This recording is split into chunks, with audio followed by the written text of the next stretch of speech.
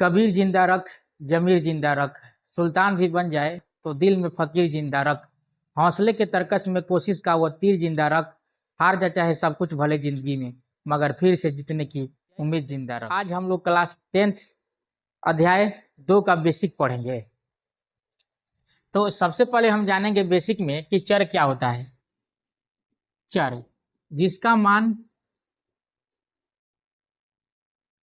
बदलता रहे उसको चर कहा जाता है। जैसे X Y Z dot dot dot इत्यादि। अगर हम एक बहुपद लेंगे 4x + 3, तो इस x के जगह हम कोई भी मान रख सकते हैं। जैसे 1 रखेंगे तो इस बहुपद का मान कुछ और आ जाएगा। अगर 2 रखेंगे तो इस बहुपद का मान कुछ और आ जाएगा। यानी इस x का मान क्या हो रहा है? बदल रहा है। फिक्स नहीं होता है। चर का मान फिक्स नहीं होता है। दूसरा नंबर जो होता है अचर। अब अचर क्या होता है? तो अचर का मान जो होता है फिक्स रहता है, जिसका मान ना बदले। जैसे 1 2 3 4 डॉट डॉट डॉट इत्यादि। तो इसका मान जो होता है नहीं बदलता है। अगला जो है घात यानी पावर। पावर का मतलब क्या होता है? जैसे 2 का पावर 2 है, इसका मतलब होगा कि 2 को 2 बार गुना, यानी 2 में 2 से गुना करेंगे तो कितना हो जाएगा? 4। 3 का पावर अगर हम 4 रख दें, इसका मतलब होगा 3 को कितना बार गुना? 4 बार गुना। यानी 3 को 4 बार गुना करेंगे तो कितना हो जाएगा? 3 तिया 9, 3 के 27, 3 का 81 पद। तो जिसमें चर और अचर हो और उसका क्या हो? एक घात हो, वह पद होता है। जैसे मान लीजिए कि हम यहाँ ले रहे हैं 4 और x, इसका कोई घात ले रहे हैं 2, तो यह एक पद कहलाएगा। क्या हो जाएगा? पद। फिर मान लीजिए कि हम एक ले लिए 5 ले लिए, तब भी यह पद कहलाएगा। क्यों? क्योंकि यहाँ हम x का पावर 0 रख सकते हैं, तो यह क्या हो जाएगा? पद होगा। अब अगला जो है बीजगणितीय व्यंजक। बीजगणितीय व्यंजक, यह बीजगणितीय व्यंजक क्या होता है इसके बारे में जानेंगे। तो बहुत सारे पद हम लेंगे, जैसे कि 4x² ले लिए, 3x ले लिए और 2 ले लिए। यह 3 पद है, अलग अलग 3 पद है। अगर हम इसको प्लस माइनस करके क्या करें, जोड़ देंगे, तो यह एक बीजीय व्यंजक हो जाएगा। हम यहाँ प्लस और माइनस कर देंगे तो यह एक बीजीय व्यंजक हो जाएगा। एक और उदाहरण ले रहे हैं। जैसे मान लीजिए कि यहाँ जो है 4x⁻³ है, फिर 3x है, फिर 3x² है, फिर 2x है, फिर 1 है। अब यह अलग अलग पद है। इसमें कितने पद है? 4 पद है। 1 2 3 4 पद है। अगर इसको हम प्लस माइनस से क्या करेंगे, जोड़ देंगे, तो यह हो जाएगा बीजगणितीय व्यंजक। इसी का यहाँ प्लस ले रहे हैं, यहाँ प्लस यहाँ माइनस, या यहाँ माइनस यहाँ प्लस ले रहे हैं, तो यह क्या हो जाएगा? बीजीय व्यंजक हो जाएगा। अब उसके बाद होता है बहुपद। बहुपद बहुपद तो जिस जिस बीजीय व्यंजक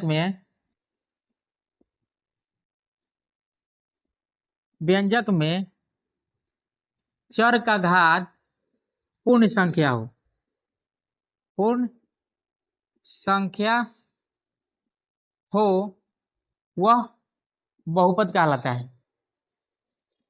बहुपद कहलाता है। जैसे मान लीजिए हम यहाँ एक 4x² + 3x + 1 ले रहे हैं, तो यह एक बहुपद कहलाएगा। क्यों? क्योंकि यहाँ जो चर है x है और x का घात कितना है? 2। यहाँ भी चर है x और इसका घात कितना है? 1, यानी पूर्ण संख्या है, तो यह क्या कहलाएगा? बहुपद। एक और उदाहरण लेते हैं। मान लीजिए यहाँ 5x⁻³ है और यहाँ 2x⁻² + 4x⁻1 + 1 है, तो यह भी एक बहुपद कहलाएगा। क्यों? क्योंकि इसमें चर का जितना भी मान है, चर के जितने भी पावर है, घात है, वह सभी क्या है? पूर्ण संख्या है, तो यह एक बहुपद कहलाएगा। तब हम यहाँ देखेंगे कि सभी बहुपद बीजीय व्यंजक तो हैं, लेकिन सभी बीजीय व्यंजक बहुपद नहीं है। क्यों? क्यों? तो यहाँ देखेंगे यह दोनों क्या है? बहुपद है। बहुपद है। एक उदाहरण लेते हैं जो बीजीय व्यंजक तो है लेकिन बहुपद नहीं है। जैसे अगर हम 4x का पावर 1/2 कर दे, फिर 3x कर दे और फिर 1 कर दे, तो यह तो बीजीय व्यंजक है लेकिन बहुपद नहीं है। क्यों? क्योंकि इस बीजीय व्यंजक का पावर जो है, घात जो है 1/2 है, जो कि पूर्ण संख्या नहीं है, इसलिए यह बहुपद नहीं होगा। जबकि बीजीय व्यंजक होगा। तो हम कह सकते हैं कि सभी बहुपद बीजीय व्यंजक तो है लेकिन सभी बीजीय व्यंजक बहुपद नहीं। जैसे अब हम जानेंगे बहुपद की घात के बारे में। तो बहुपद में जिस चर का अधिकतम घात होता है वही बहुपद की घात होती है। जैसे हम एक यहाँ बहुपद लेंगे 4x⁻², 3x + 1।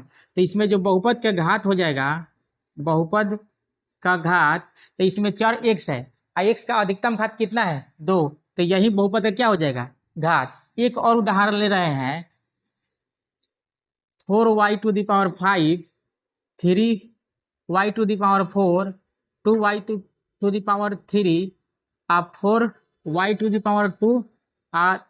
2y⁴ + 1।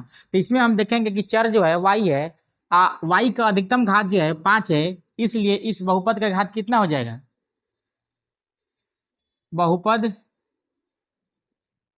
का घात बराबर कितना हो जाएगा? 5। अब उसके बाद जानेंगे बहुपद के मान के बारे में। मान लीजिए हम यहाँ एक बहुपद ले रहे हैं 4x। अब 4x ले रहे हैं, सबसे पहले इसको लिखेंगे कि बहुपद का मान, बहुपद का मान। तो मान लीजिए कि हम यहाँ एक बहुपद ले रहे हैं 4x + 1, 4x + 1 ले रहे हैं।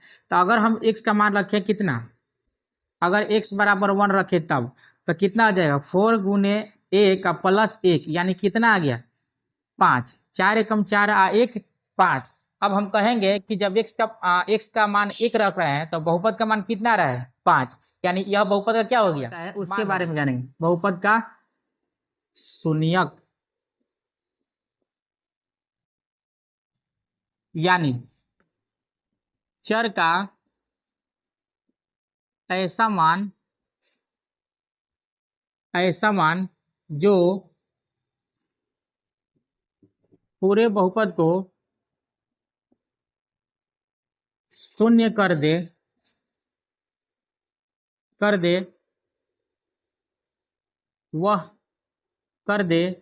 तो वह उस बहुपद का शून्यक कहलाता है। जैसे एक एग्जांपल लेकर के देखेंगे। जैसे मान लीजिए कि एक 4x + 1 का जो है 4x + 1 एक बहुपद है। अब इसमें चर क्या है? x। तो x का कौन सा मान रखेंगे यह पूरे बहुपद को क्या करेगा? शून्य कर देगा। ठीक, तो x का कौन सा मान रखेंगे कि पूरे बहुपद को शून्य कर देगा? तो हम क्या करेंगे 4x इसको भेज देंगे उधर, बराबर देकर के 0 लिख देंगे। इसको एक को उधर भेजेंगे तो हो जाएगा -1। फिर x बराबर कितना हो जाएगा? तो यह 4 इधर गुना में उधर जाकर क्या हो जाएगा? भागा, यानी -1/4। तो इस -1/4 को अगर हम इस बहुपद में रखें तो इस पूरा को क्या कर देगा? शून्य कर देगा। कैसे? तो देखिए x का मान कितना आया है? -1/4। इस -1/4 को इस बहुपद में रखेंगे, यानी 4x का कितना रखेंगे? -1/4 प्लस कितना है? 1। तो 4 से 4 कैंसिल हो जाएगा, -1 और +1 कितना आ गया? 0। तो हम कह सकते हैं कि इस बहुपद यानी 4x + 1 का एक शून्यक हो जाएगा -1/4। यही शून्यक होता है। एक और उदाहरण लेंगे। जैसे मान लीजिए कि 5x और -5 है। तो उदाहरण 2 और यह उदाहरण क्या है? 1। अब इस x का मान यानी चर का मान क्या रखेंगे कि इस बहुपद को शून्य हो जाएगा, यह बहुपद शून्य हो जाएगा। तो अगर हम x = 1 रखें, x = 1 रखने पर तो x बराबर 1 रखेंगे तो 5 गुने 1 माइनस 5, तो 5 में 1 से गुना करेंगे तो 5 में से 5 जाएगा, कितना आ गया 0। तो हम कह सकते हैं कि 5x माइनस 5 का x शून्य क्या हो जाएगा 1 हो जाएगा।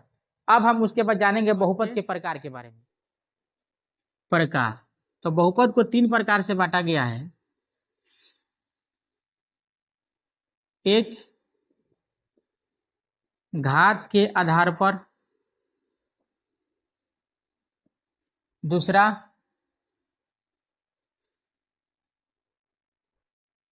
पद के आधार पर, तीसरा चर के आधार पर। यह 3 प्रकार से जो है बहुपद को बांटा गया है। तो घात के आधार पर, अगर किसी बहुपद का घात 1 हो, जैसे 4x + 1, 4x + 1 हो, तो इसको हम लोग कहते हैं रैखिक बहुपद। रैखिक बहुपद यानी जिस बहुपद का घात 1 हो उसे हम लोग क्या कहते हैं रैखिक बहुपद। यह एक बहुपद है जिसमें x का घात कितना है 1, इसलिए इसको क्या कहेंगे रैखिक बहुपद। तो घात के आधार पर एक बहुपद हो गया रैखिक बहुपद। दूसरा द्विघाती बहुपद। द्विघाती बहुपद यानी जिस बहुपद का घात 2 हो उसे द्विघाती बहुपद कहेंगे। जैसे 4x² + 2x + 1, तब हम इसको क्या कहेंगे द्विघाती बहुपद, त्रिघाती बहुपद। बहुपद, अगर बहुपद घात 3 हो तो उसे हम त्रिघाती बहुपद कहेंगे। जैसे 4x³ + 3x² + x + 1, तब हम इसको क्या कहेंगे त्रिघाती बहुपद। अब पद के आधार पर, जिस बहुपद में एक पद होगा उसे हम लोग एक पदी बहुपद कहते हैं। जैसे एक पदी बहुपद, जैसे इसमें 4x अगर लेंगे तो इसको हम लोग एक पदी बहुपद कहेंगे। अगर हम लोग केवल 5 लिख रहे हैं तब भी इसको हम एक पदी बहुपद कहेंगे। क्यों? क्योंकि इसमें हम x का पावर 0 रख सकते हैं, यानी 5x का पावर 0 हो जाएगा, तब भी ये बहुपद है, तो इसे एक पदी बहुपद कहते हैं। जिस बहुपद में दो पद हो उसे क्या कहते हैं द्विपदी बहुपद। द्विपदी बहुपद, जैसे 4x + 1 है तो इसको हम लोग क्या कहेंगे द्विपदी बहुपद। आदि बहुत सारे उदाहरण होंगे। अब त्रिपदी बहुपद, जिसमें 3 पद होंगे वह त्रिपदी बहुपद कहलाएगा। 4x² + 4x + 1, तो यह त्रिपदी बहुपद कहलाएगा। तभी हम पढ़े घात के आधार पर रैखिक बहुपद, द्विघाती बहुपद, त्रिघाती बहुपद। दूसरा पढ़े पद के आधार पर एक पदी बहुपद, द्विपदी बहुपद, त्रिपदी बहुपद। अब तीसरा जो पढ़ेंगे चर के आधार पर।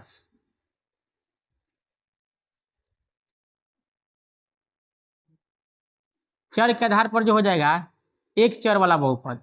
एक चर वाला बहुपद, एग्जाम्पल इसका देखेंगे। जैसे 4x + 1 है, इसमें केवल और केवल एक ही चर है x, तो इसको हम कहेंगे एक चर वाला बहुपद। द्विचर वाला बहुपद, द्विचर वाला बहुपद, जैसे 4x² 2y + 1, इसमें 2 चर है x और y, तब हम इसको कहेंगे द्विचर वाला बहुपद। तीसरा नंबर जो है अनेक चर वाला बहुपद। अनेक चर वाला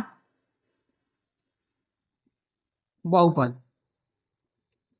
तो अनेक चर वाला बहुपद जिसमें चर का मान क्या हो 2 से अधिक हो। चरों की संख्या कितना हो 2 से अधिक हो, उसे कहेंगे अनेक चर वाला बहुपद। जैसे 4x 3y 2z आदि, यह क्या हो जाएंगे अनेक चर वाले बहुपद हो जाएंगे।